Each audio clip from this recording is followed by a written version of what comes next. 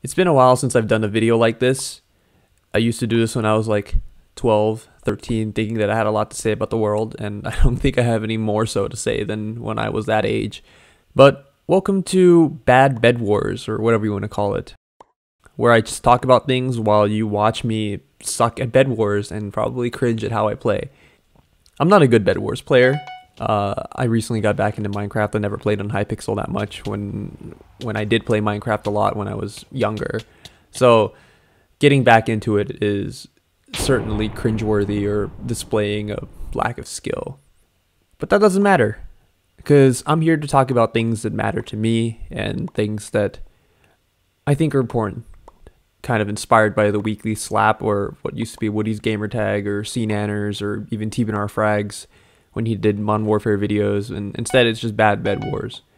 I feel like that's missing a little bit, and I agree with Jay Schlatt that it was a great community to have when you had someone talking to you and feeling like they were talking directly to you, even if it was over just video game gameplay.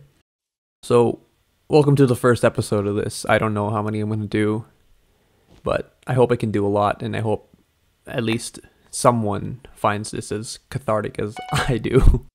My name's Now Anon, by the way. Now Anon. So you can call me that. You can call me Richard, or my various other names that I have. Fun little known fact about me, or if you know me well, you might know this, but I used to be part of a debate club when I was in high school in Thailand, and we would compete in various formats. If you're familiar with this, Asian parliamentary format, there's a British parliamentary, there's a World Schools format, or yeah, there's a lot of different formats, and we would compete among different schools in Thailand. And occasionally we would have international tournaments with teams from other countries that would come in Thailand, and it was a great time for me back then.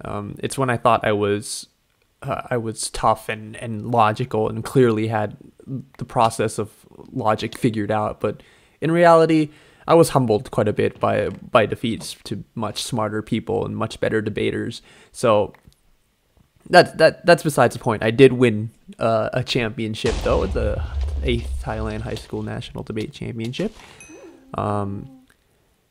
So yeah, that's my claim to fame, even though that's not really that popular of a thing in Thailand anymore. I don't think. I haven't been in the debate scene for a while. But regardless, let's skip all that nonsense. If you're familiar with parliamentary style debate, they'll teach you the format of how you debate. And essentially, there's a motion that's set forward, an issue at hand that quote unquote the government side wants to solve, and then the opposition side has to prevent the government side from coming through with the motion. And there's something essential when the government, or either side, proposition or opposition, proposes their motion. There's something essential that they have to do, and that is they have to define what's called the dire need. And if you don't know what the dire need is, I think you can probably guess by what it's called. But the dire need is essentially defining why it's so urgent, why this problem needs to be addressed as soon as possible, and then you can further evaluate the harms, benefits, and create arguments for yourself, like justifications and so on and so forth. It's essential for every good debater, especially in parliamentary format, to be able to clearly establish why an issue needs to be solved or fixed or not solved. And I was thinking about that a lot, and I don't know how much you can apply debate topics or certain principles of other aspects of your life to your actual life, but there's a sense of dire need in my own life, and I think a dire need in everyone else's life as well.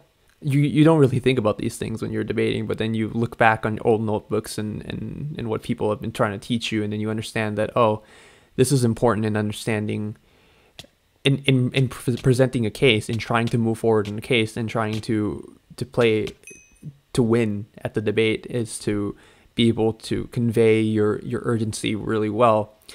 For example, like if you were to probably be debating on, like, let's say the motion is this house would ban all non-electric vehicles, then you have to make a case. If your proposition for banning it, the government side or whatever, then you would say the dire need may be that the urgency of climate change and CO2 emissions by man-made vehicles is at higher levels than ever and could cause catastrophic events and rising sea levels, et cetera, et cetera.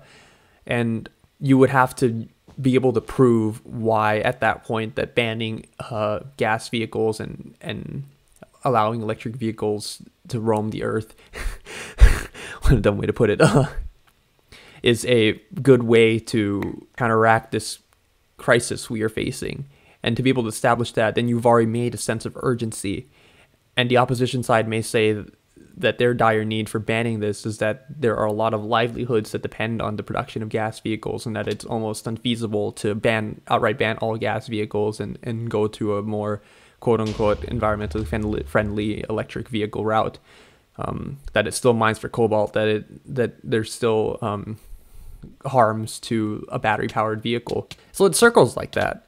And you don't know exactly who's going to win. So that's why you present your arguments after you establish the dire need and try to argue against, like, make rebuttals against other people's arguments and so on and so forth. That's just a small example from emotion that I just came up with on the spot. But thinking about it, like, there's a lot of things in life, especially in people's lives, that relate to the understanding what your dire need is. And I don't know, what's my dire need? What's your dire need? Because I don't know about you, I'm quite fearful of not doing enough before I die. And I think that's a common fear among a lot of people, that you're not living to the maximum capabilities of what you can do. And that's one of the reasons why I try to change the outlook of how I live my life, and why I should change things for the better. Because at the end of the day, we don't live forever. At the end of the day, that we can live with dignity, but dying is this quite scary process and prospect, that you're just going to rot away and return to the earth, or if you're religious, that there's a greater meaning beyond that. But it's still not that comforting if you're wondering what you want to do. And I think part of that is a lot with me too, that I don't know exactly what I'm going to do. But that's okay, because I apply the principle of dire need. And it's not as easy as it sounds, but I think understanding it to an extent helps you reevaluate how you want to go about your life. What do you want to be the legacy? Why do you want to change your life for the better? I was never the most popular kid in school. I think I was fairly annoying to a lot of people, and I still think I am. I didn't like who I was, and it's been a struggle liking who I am for a while. A lot of my identity ties into small things that other people give to me, or my own perceptions of myself and my own thoughts. And I know what I would like to be. I know the power, the vibe, the energy, whatever that I want to have. I know that if I don't get it soon, that I'll never get it. There's a sense of urgency, again, with the dire need, that you don't have many attempts to make it right. You don't have many attempts to be the best version of you, so to say. And you have to recognize the dire need, the impending doom, the impending death that you have. You can't escape that. And if you can't escape that, you don't know when you're going to die. But you recognize that that when that's out of your control, you put power into the things that you can do, and you shift yourself towards something better. That's what I've been thinking, at least, that there's something looming, that there's a fear that I'm going to not be here one day on Earth, and then the world's just going to go on. But while I am here, like, I have to recognize where I am going, where I want to change.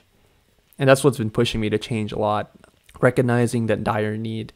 And I'm not saying that this is going to happen overnight, that change happens overnight, but part of the point of a dire need is that you accelerate it, that you realize that time is limited.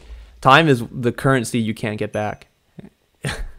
I don't know how much it sounds like a fucking entrepreneur page on Instagram or something, but it's true. Time is the currency you can't get back. And as simple as it sounds, it's not simple. I know it's not simple, but teaching myself to recognize that dire need and making arguments for myself to try to push myself and change is what I feel like I've been lacking, and I've been realizing it more lately. I don't know what lately is defined as, but I guess the pandemic, when lockdown is highly recommended, you realize a lot of things that you've just wasted 8 months of your time when you could be spending it somewhere else. You see other people living it up or something, and you realize that you haven't been doing that. You've been making excuses, and then you haven't recognized the dire need of trying to stay alive before you actually die. I don't know. Does any of this make sense? I don't know if any of this makes sense. I guess it kind of makes sense to me, because looking back, a lot of debates were won by establishing a clear dire need. You win things by proving their urgency and proving that you want to solve them, and you can solve them sooner rather than later. You can solve them better. I don't know. Let me give you an example of mine. Something where I recognize the dire need probably a bit sooner, in that I want to be healthy. I want to live healthy. I want to look healthy, you know. And before, like a year ago, I was putting that off a lot, that I would not go to the gym. I would make excuses for myself. I would eat crappily, you know, stuff like that.